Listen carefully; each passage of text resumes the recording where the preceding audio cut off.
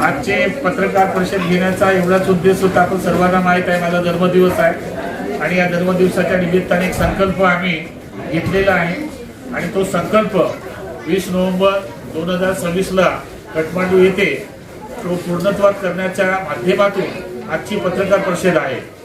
मागे आपण लोकमतला चांगली बातमी दिली. मला असं वाटते की बाबासाहेब आंबेडकरांनी 14 ऑक्टोबर 1956ला जी धम्मक्रांती केली नागपूरच्या दीक्षाभूमीवर आणि त्या धम्मक्रांतीमुळे जगामध्ये विचार केला आणि जगातल्या लोकांनी स्वीकारलं की हे भूतोनं भविष्य न होणे वाली धम्मक्रांती आहे. आणि त्या धम्मक्रांतीमुळेच नेपाळ सरकारने तिथल्या राजाने डॉक्टर बाबासाहेब आंबेडकरांना निमंत्रित करून बुद्धांची अहिंसा याच्यावर मार्गदर्शन करण्यासाठी निमंत्रित केलं होतं. परंतु बाबासाहेब मला वाटते तब्येतीमुळे थोडे एक दिवस लेट झाले आणि 20 नोव्हेंबरला गेले. दुसऱ्या दिवशी बाबासाहेबांनी कार्ल मार्क्स आणि बुद्ध ही मांडणी केली. जगाला बुद्धाची गरज आहे आणि म्हणून 70 वर्ष पूर्ण होत आहे. 70 वर्ष पूर्ण होत आहे आणि म्हणून आजपर्यंत महाराष्ट्राच्या कानाकोपऱ्यामध्ये जयंती असेल, 6 डिसेंबर असेल, 14 एप्रिल असेल, ऑक्टोबर असेल, हे सर्व कार्यक्रम आपण महाराष्ट्रामध्ये भारतामध्ये करत आहोत.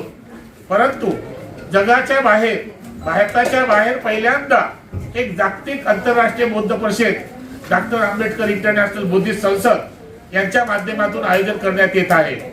मी लगेच श्रीलंकेला जाऊन आलो, मी लगेच काठमांडूला जाऊन आलो.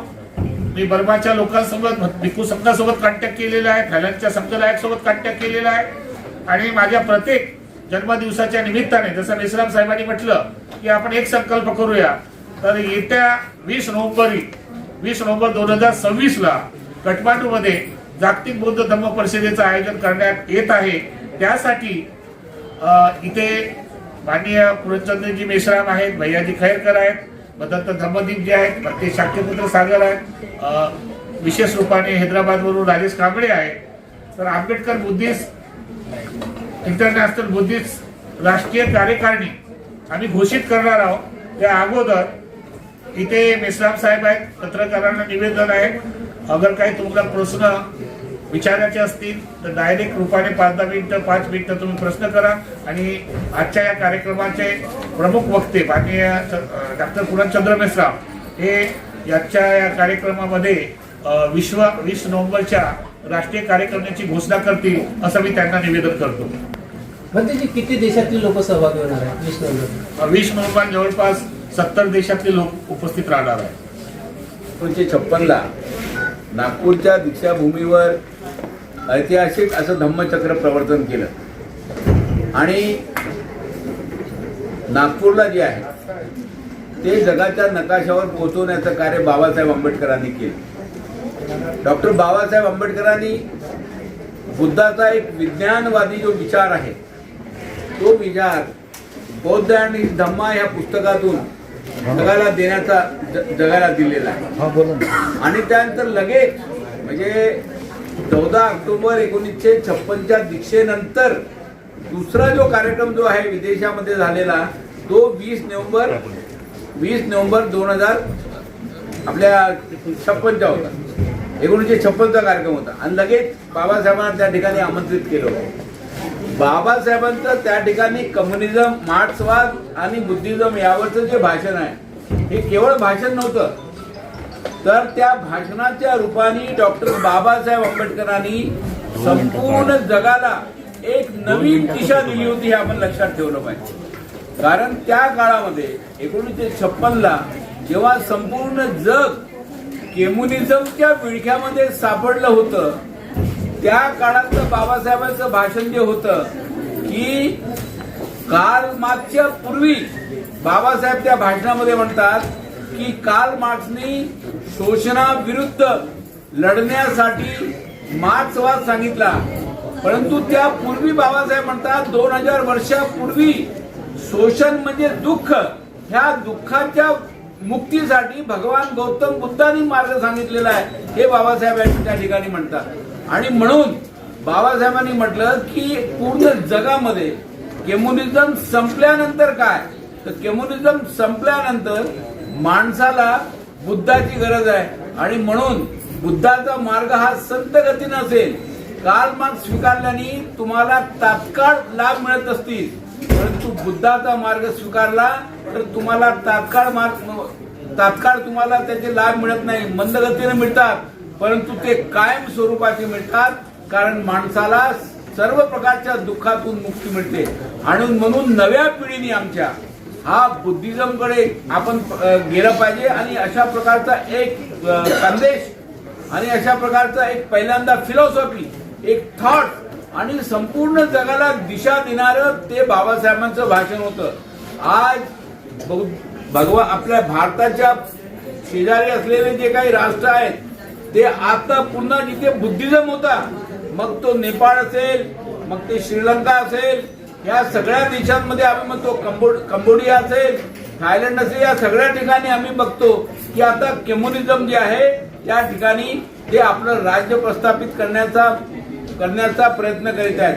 अशा ठिकाणी जे बौद्धाचे मूळ राष्ट्र होते, जिथे बौद्ध राजे होते आणि बुद्धाच्या विचारावर चालणारे जे राष्ट्र होते, हे पुन्हा कसे बौद्धांचे राज्य होतील किंवा हे बौद्ध राष्ट्र होतील आणि बुद्धाच्या विचाराचा प्रचार प्रसार करणारे राज्य होतील, याचं काम खऱ्या अर्थाने करण्याची आवश्यकता आहे.